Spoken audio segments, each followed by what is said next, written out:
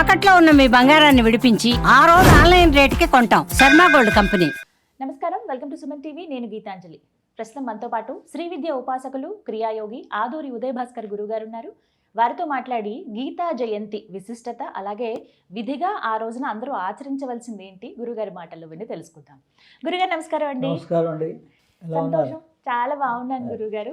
మీ ఆశీర్వచనాలు. మీరు ఎలా ఉన్నారు? అమ్మవారి దయ, గురువుల యొక్క కృప. సంతోషం. మరి గీతా జయంతి, గీతా జయంతి అనగానే అందరి మదిలో మెదిలేది భగవద్గీత. 5000 సంవత్సరాల క్రితం అంటే అర్జునుల వారిని నిమిత్త మాత్రంగా చేసుకుని మనందరికీ బోధించారు ఆయన గీత అని చెప్తారు. మరి విశిష్టత మాట్లాడదామంటే గీతా జయంతి అంటే ఈ రోజునే గీత పుట్టిందా, ఇవాళే చెప్పబడిందా, లేకపోతే ఇవాల్టి నుంచి ప్రజల్లోకి తెలిసిందా, అసలు ఏమిటి ఈ వివరాలు తెలియచేయండి. మహాభారత యుద్ధంలో శ్రీకృష్ణుడు అర్జునుడికి ఉపదేశించినటువంటిది భగవద్గీత. దీన్ని విన్నటువంటి వాడు సంజయుడు దివ్య దృష్టితోటి. అంటే అక్కడ యుద్ధ భూములు అందరు ఉన్నారు కానీ వాళ్ళందరికీ ఏం కనపడలేదు.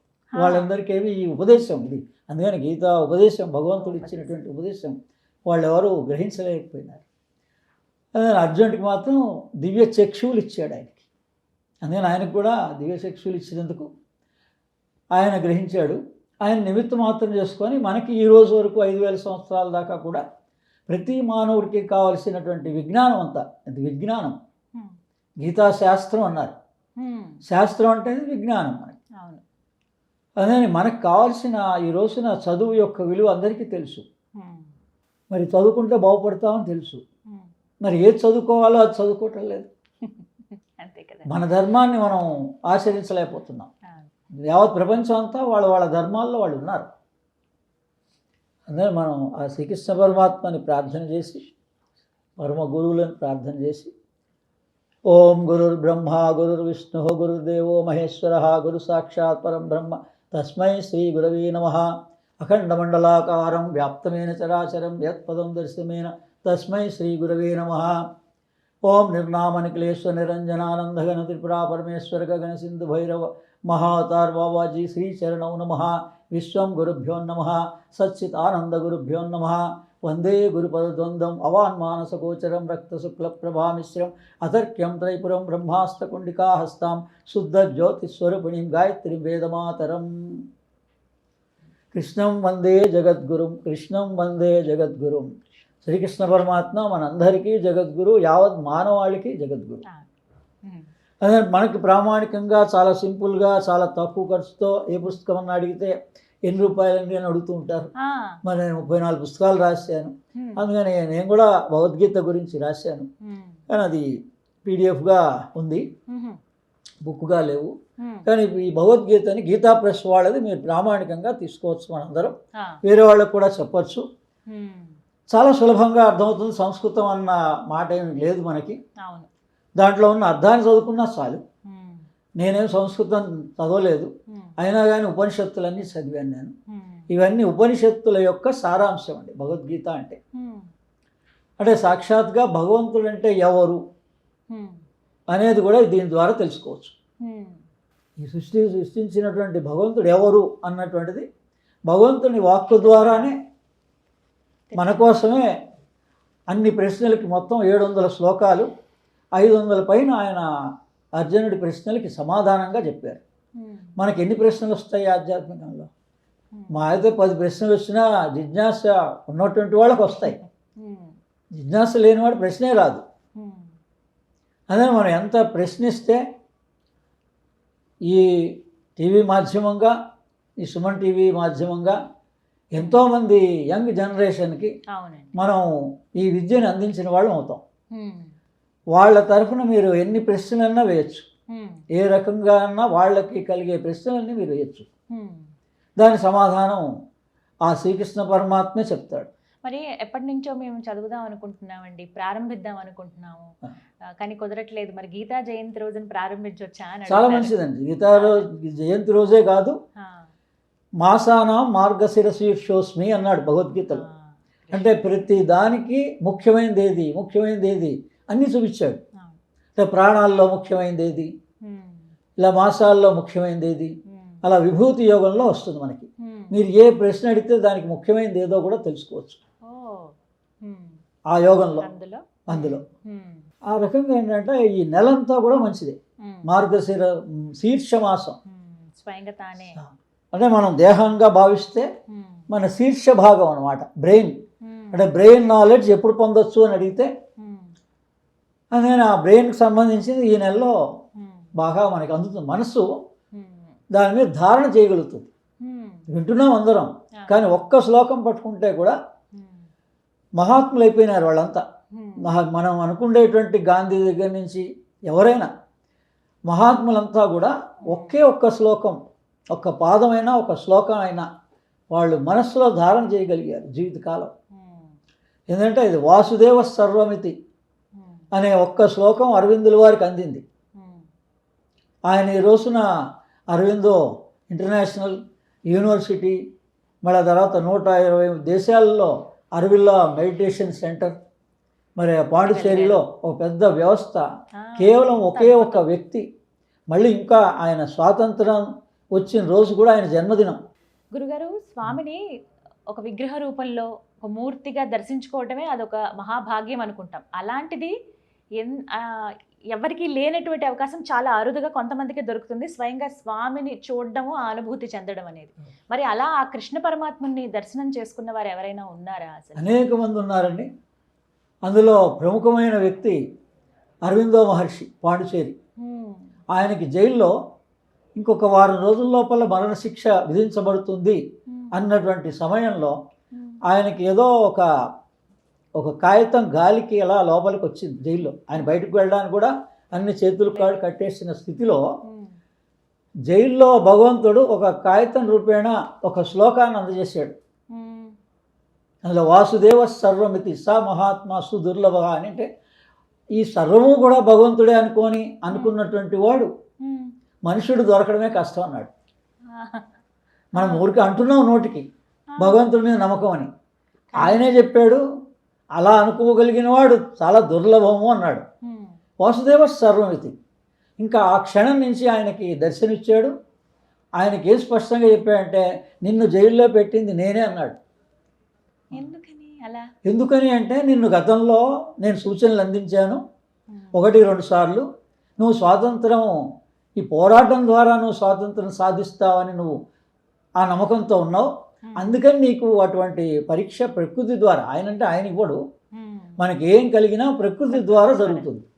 ప్రకృతి వశంలో ఉన్నది ఎవరు? పురుషుడు అంటారు. భగవంతుడి వశంలో ప్రకృతి ఉంటుంది, మనకు మాత్రం ఉండదు. అందుకని అటువంటి మనుషులకి సాధ్యం అవుతుందా? మనుషులకి ఏదైనా సాధ్యమే. మనిషే భగవంతుడు. సాధన చేయాలి, అంత సాధన చేయాలి, జిజ్ఞాసతో ఉండాలి, సాధన చేయాలి, గురుముఖత సాధన చేయాలి. మళ్ళీ సొంతంగా చేస్తే కూడా మనకు అనేక ఆలోచనలు మన పరిపరి విధాలు పోతుంది. ప్రతిదీ గురుముఖత విద్య.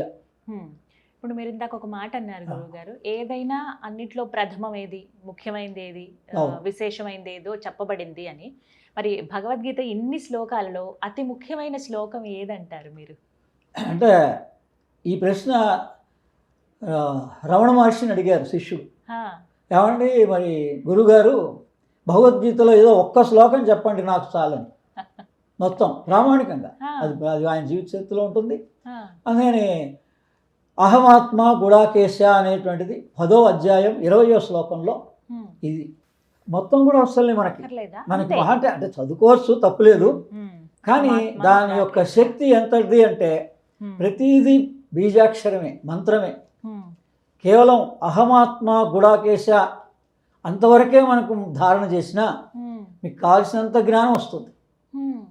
నేను నా పుస్తకాల్లో రాశాను వివరం అంతా, గీతా సందేశం అని చెప్పేసి 2 పుస్తకాలు రాశాను.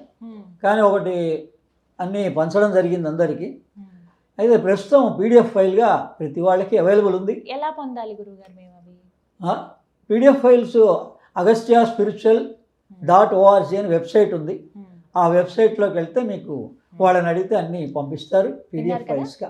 agastyaspiritual.org ఈ వెబ్సైట్లో మీరు సెర్చ్ చేస్తే భగవద్గీత వాళ్ళని అడగండి. 3 నంబర్స్ ఉంటాయి, కాంటాక్ట్ నంబర్స్. వాళ్ళని అడిగితే మీకు డైరెక్ట్గా PDF ఫైల్స్ పంపిస్తారు. అంత జిజ్ఞాస ఉన్నవాడైతే నా నంబర్ కూడా వాళ్ళు ఇస్తారు. అప్పుడు నేను కూడా వాళ్ళకి అందజేస్తాను. చాలా మందికి ఏంటంటే ఎలా చదవాలండి అనేది ఒక ప్రశ్న. అంటే ఎట్లా ప్రారంభించాలి అని అని అంటే రోజుకి ఎన్ని శ్లోకాలు చొప్పున చదువుకుంటూ వెళ్ళాలి? 700 ఉన్నాయి కదా మనకి. 700 శ్లోకాలు. మరి 700 ఎలా విభజించుకోవాలి? కొంతమంది ఏమో సంవత్సరం అంతా పూర్తి చేస్తామండి, రోజుకు 2 చొప్పున అని అంటారు కొంతమంది. మరి ఎలా చదవాలంటారు మీ సలహా? అందులో ముఖ్యమైనటువంటివి, దీని రహస్యాన్ని రాబోయే దత్త జయంతి సందర్భంగా దత్తాత్రేయులు వారు దో చౌపాతి దో లక్ష్మి ఘన సంఖ్యా బోధిత ఒక్క లైన్ అండి అది సిద్ధ మంగళ స్తోత్రంలో ఉంది. అంటే భగవంతుడు కూడా రహస్యంగానే వస్తాడు.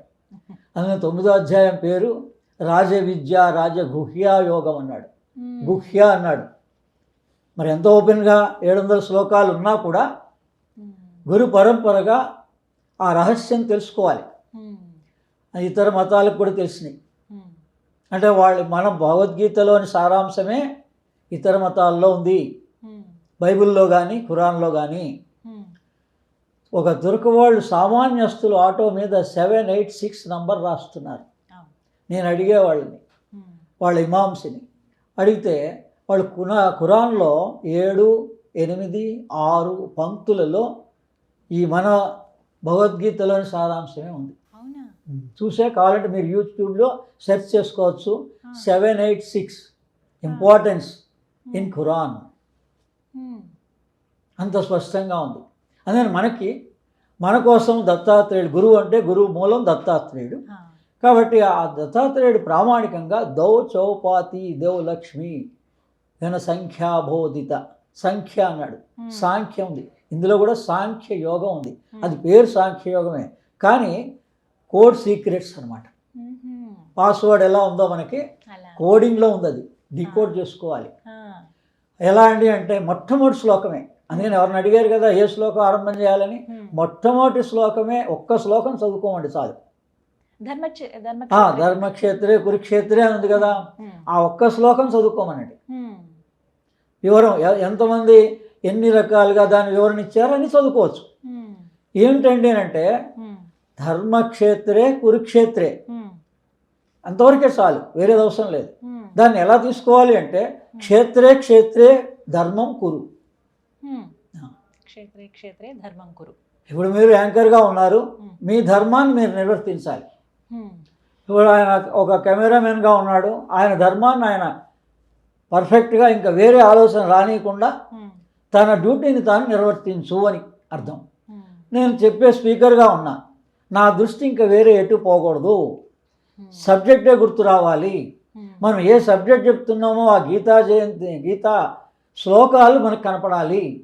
ఎదురుగుండా మీరు మామూలుగా కనపడుతున్నా కూడా మనకు ఆ శ్లోకాలే కనపడాలి. అంత కాన్సన్ట్రేషన్తో ప్రతివాడు ఎక్కడ ఎవరు ఎంత చిన్న పన పెద్ద పన అనేది లేదు. క్షేత్రే క్షేత్రే ధర్మం కురు. నువ్వు ఎక్కడున్నావో మనందరికీ తెలుసు. మన ఆఫీస్లో ఒక 8 hours డ్యూటీ చేస్తున్నాను. నేను కూడా హెచ్ఏల్లో పనిచేసిన వాడిని.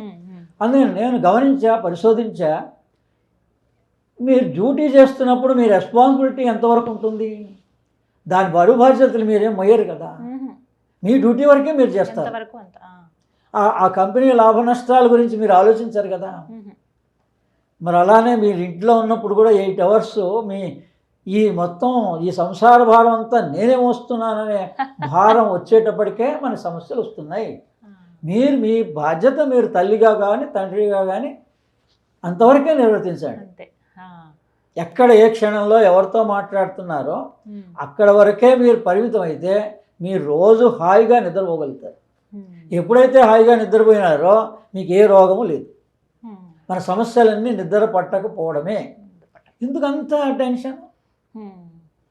నేను 5-6 పిల్లల బాధ్యత మోస్తున్నాను. ఇద్దరు అమ్మాయిలు, 2 చెల్లెళ్ళ బాధ్యత. మరి తల్లిదండ్రులు లేరు కాబట్టి, ఆ తర్వాత 2 మరదళ్ళు, మామగారు లేరు కాబట్టి, మరి సైకరాటికల్ పర్సన్ని మరి ఆయన దగ్గర నుంచి మనకి ఏమొచ్చిందండి ఆస్తి అంటే మామగారి ద్వారా సైకరాటికల్ పర్సన్. మరి ఆమె చనిపోయింది కూడా 18లో. మరి ఇంతమంది ఆడపిల్లల బాధ్యత నేను ఈరోజు వరకు కూడా మోస్తూ 34 పుస్తకాలు రాశాను. గ్రేట్ అండి గురుగారు. ఎలా రాస్తాం, ఎలా గుర్తుంటాయి అవన్నీ? అంటే మీరు నిమిత్త మాత్రలే. నిమిత్త మాత్రం చేసేది చేయించుకునేది భగవంతుడే. అదే అనేక రహస్యాలు ఉన్నాయండి ఈ భగవద్గీతలో. మొట్టమొదటి శ్లోకం చదువుకోమండి ఎప్పుడైనా ఆరంభం కాబట్టి. క్షేత్రే క్షేత్రే ధర్మం కురు, క్షేత్రే దాన్ని ఒక్కటి పట్టుకుంటే చాలు మనం. అంటే ఏదైనా పని ప్రారంభించే ముందు, ఏదైనా ఏ పనున్నా చేయండి, ఏ క్షేత్రంలో నువ్వు ఉన్నావో నీ ధర్మాన్ని, నీ డ్యూటీ నువ్వు చెయ్యి. ఎవరి డ్యూటీ వాళ్ళు చేస్తే మిగిలినంతా భగవంతుడే చూసుకుంటాడు. మనం మన మన డ్యూటీని మానేస్తున్నాం. సమస్త మానవాళికి ఒక సమాధానం ఇస్తుంది భగవద్గీత అని చెప్తారు. అయితే వారు చేసే క్రియల బట్టి ఉంటుంది ఏదైనా. ఇందులో భాగంగా చాలా సందేహాలండి. విద్యార్థులకు అసలు భగవద్గీత ఎలా ఉపయోగపడుతుంది, ఎలా చూడాలి? అందుకే చెప్పాగా ఇప్పుడు దో చౌపాతి దో లక్ష్మి అనే మాటని, పదాన్ని సిద్ధమంగళ స్తోత్రంలో ఉన్న ఒక్క వాక్యాన్ని ఎప్పటికీ గుర్తుపెట్టుకోమనండి. అంటే దత్తాత్రేయులు వారు భిక్ష అడిగారు, ఆయన మరి గురువు కదా, భిక్ష అడిగారు. 2 చపాతీలు ఇవ్వమ్మ లక్ష్మి అని దాని సామాన్య అర్థం. దో చౌపాతి దో లక్ష్మి. కానీ వెంటనే దాని లైన్లో ఏముంది, సంఖ్యాబోధిత అన్నాడు. దీంట్లో నేను భగవత్ రహస్యాన్ని దాచాను, తెలుసుకో అన్నాడు. దాని వివరం దత్తాత్రేయులు దాంట్లో మాట్లాడచ్చు. కానీ ఆ నంబర్ తీసుకోండి. ఇప్పుడు 2, 4, 9, 8 మీరు భగవద్గీత అడిగారు. ఈ రోజున యావత్ లోకానికి శ్రీకృష్ణ పరమాత్మ నా ద్వారా చెప్పిస్తున్నాడు. ఎందుకంటే గంగాధర్ శాస్త్రి గారు, ఆయనకి మనం దండం పెట్టాలి. ఎంతోమందికి ఈ భగవద్గీత సందర్భంగా దాన్ని విశ్వవ్యాప్తం చేసినటువంటి వాళ్ళందరికీ, గాంధీ మహాత్ముడితో సహా వాళ్ళందరూ కూడా పాటించారు ఆ ధర్మాల్ని.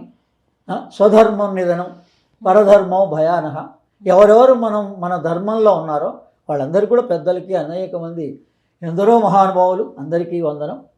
అందుకని ఏంటంటే ఈ భగవద్గీత 2వ అధ్యాయం, ప్రధానమైన అధ్యాయాలు 2, 4, 9, 8. తర్వాత ధ్యానం చేసుకునే వాళ్ళందరికీ వేరే ఉంది.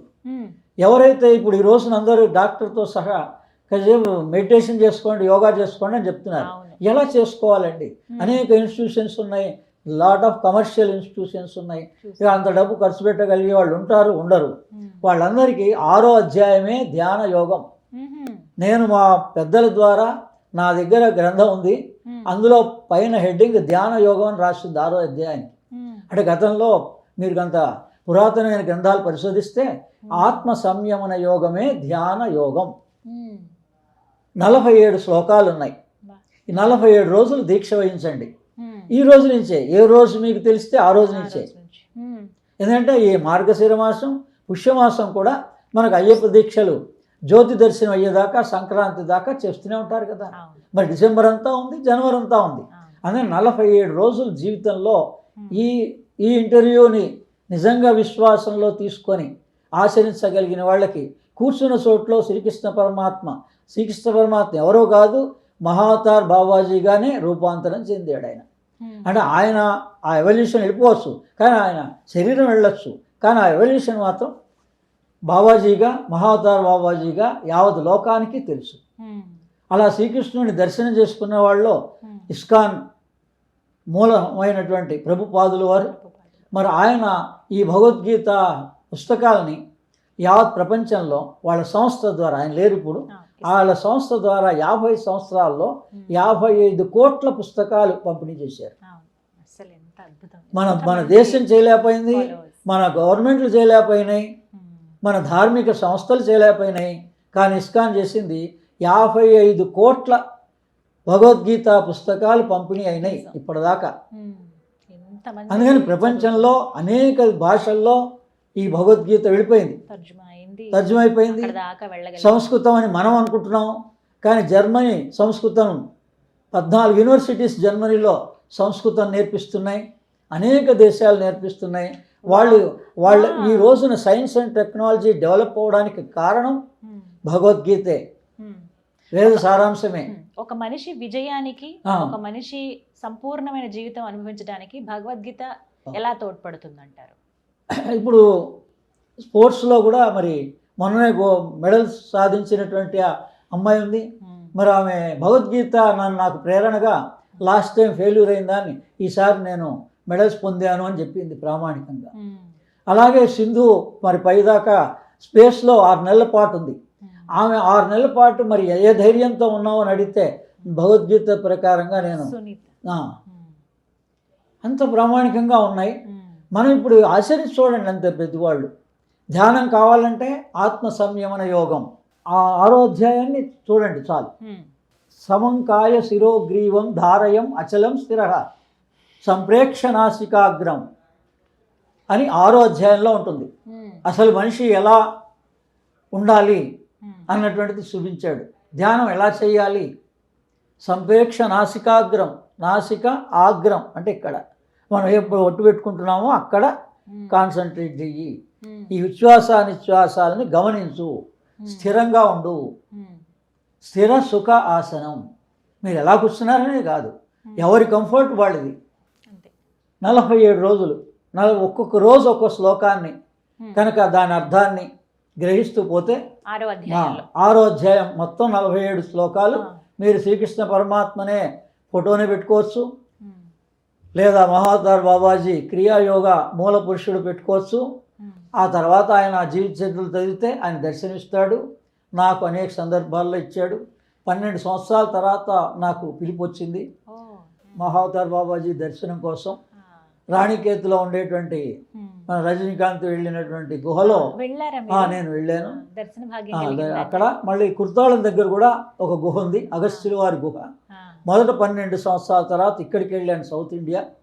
మళ్ళీ ఇంకో 12 సంవత్సరాల తర్వాత లాస్ట్ ఇయర్ 24లో అక్కడికి వెళ్ళా. 2000 నుంచి నేను క్రియాయోగంలో ఉన్నా. అందుకని ఇందులో అనేక రహస్యాలు ఉన్నాయి. ఇలా ఈ 4వది 4వది 2వ అధ్యాయం సాంఖ్యయోగం. సాంఖ్యం అంటే ప్రకృతి పురుష. మనం శ్వాస తీస్తున్నామండి, శ్వాస వదులుతున్నాం. ఒక శక్తి మన ద్వారా శ్వాసను తీసుకుంటోంది. మన ప్రమేయం ఏమన్నా ఉందా? మనమైతే రెస్ట్ తీసుకుంటాం, కాసేపు శ్వాస తీసుకోవడం, నేను అలసిపోయినాను ఇంకా శ్వాస తీసుకోలేమంటాం. కానీ మన ప్రమేయం లేకుండానే శ్వాస లోపలికి వెళుతోంది, శ్వాస బయటికి వస్తోంది. ఆ తీసేటువంటి శ్వాస పురుషుడు, వదిలేటువంటి శ్వాస ప్రకృతి. ఈ ప్రకృతి పురుషుడినే సాంఖ్యయోగం అంటారు. సాంఖ్యయోగం అది చూపిస్తోంది. తర్వాత మనం 108 అష్టోత్తర నామాలతోటి మరి శ్రీకృష్ణుడు కూడా శ్రీకృష్ణ జన్మాష్టమి అంటే మనం పూజిస్తున్నాం. ఏ దేవతనైనా ఇన్ని సంవత్సరాల నుంచి పూజిస్తున్నారు, కానీ అసలు ఈ 108 నామాలతోటే ఎందుకు పూజించాలి అని మరి అడగటం లేదు. 1 అనేది ఏకమేవాద్వితీయం బ్రహ్మ, 0 అనేటువంటిది జగన్నిధ్య, 8 అనేటువంటిది ప్రకృతి. మన దేహం ఎలా ఆవిర్భవించింది? తల్లి గర్భంలో. ఈ అష్ట ప్రకృతి, 8 విభాగాలైన ప్రకృతి ఈ దేహాన్ని తయారు చేస్తుంది తల్లి గర్భంలో. 7వ నెల దాటాక అప్పుడు అసలు జీవాత్మ ప్రవేశిస్తుంది లోపలికి. ఆ జీవాత్మ లేకపోతే ఈ కేవలం 8 విభాగాలతో ఉండే శరీరాన్ని అది శివం అన్నారు మన ప్రాణం ఉన్నప్పుడు. మన ప్రాణం లేనప్పుడు ఏమన్నారు? శవం అన్నారు. ఆ ఒక్కటి ఏమిటి? జీవాత్మ. ఆ ఒకటి లేకపోతే మిగిలిన ప్రకృతి 8 విభాగాలు ఉన్నాయి.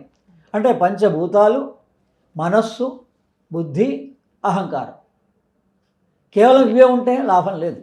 దీనికి జీవాత్మ ఉండాలి. అదే నేను. అందుకని ఒక క్షేత్రాలకు వెళ్తున్నారు, కానీ ఆ క్షేత్రాలకి ఎందుకు వెళ్తున్నారో తెలియటం లేదు.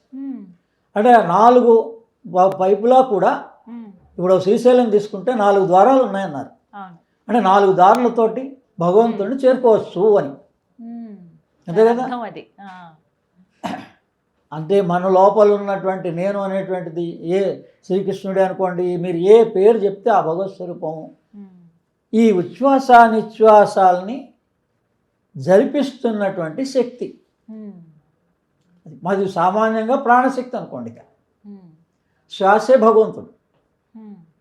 మనం ఎక్కడ ఎదుగుతున్నాం? శ్వాస భగవంతుడు అంటే ఆ ప్రాణశక్తి. ఇది దేవనుంది? సహస్ర సూర్య అని ఉంది. అంటే విశ్వరూప సందర్శనంలో భగవంతుడు 1000 సూర్యుల ప్రకాశంతో దర్శనమిచ్చాట. 1000 ఎందుకు ఇచ్చాడు? ఇంకో నంబర్ ఇవ్వచ్చు కదా, తక్కువ కానీ ఎక్కువ కానీ. సహస్ర అనే దాంట్లోనే రహస్యం అంతా ఉంది, అనంతం ఉంది. కానీ స హ స ర మొత్తం సంఖ్యాయోగమే, ఆ, కోడ్ వర్డే మొత్తం రహస్యం అంతా. ఆ, ఇది ఎక్కిరాల కృష్ణమాచారి గారు ఈరోజు ధనిష్ఠా నక్షత్రం, ఉమ్, ఆయన యొక్క అనుగ్రహంతో మనకి ఈ ఉపదేశం అందరికీ లోకానికి అందుతోంది. ఉమ్, ఏమని అష్టోత్తరం ఎందుకు చేస్తున్నామో చెప్పాం. 108 ఉమ్, ఏకమేవాద్వితీయం బ్రహ్మ ఉమ్, అంటే అది ఏముంది? ఓంకారమే. ఉమ్, ఓంకారం తస్య వాచక ప్రణవ. ఉమ్, అంటే మనం భగవంతుడు, మీరు అడిగారు శ్రీకృష్ణుడిని మనం ఎలా చూడొచ్చా చేయొచ్చా అని. ముందు ఆయనతోటి మాట్లాడాలి కదా. అవును. ఇప్పుడు వారు ఒక ఆఫీసర్ ఉన్నారు, మరి ఆయన్ని కలవచ్చా అంటే మీరు కలిస్తే ఏం మాట్లాడతారు? ముందు మాట్లాడాలి ఏంటో తెలిస్తే కదా మీరు కలిసి లాభమే ఉంది. అవును, ముందు అనుకోవాలి. అందుకని తస్య వాచక ప్రణవహాలో ఏముందంటే, మనం అందరం పూజ దగ్గర ఆగిపోయినాం.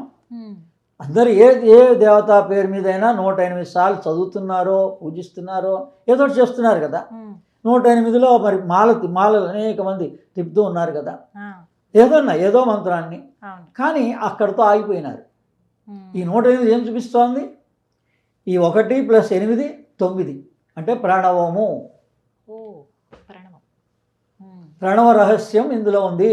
ఉమ్, అందుకని భగవంతుడిని ఎలా పొందాలి అని అడిగారు. ఉమ్, తస్య వాచక ప్రణవ. ఉమ్, ఓంకారం ద్వారానే భగవంతుడు మీకు పలుకుతాడు.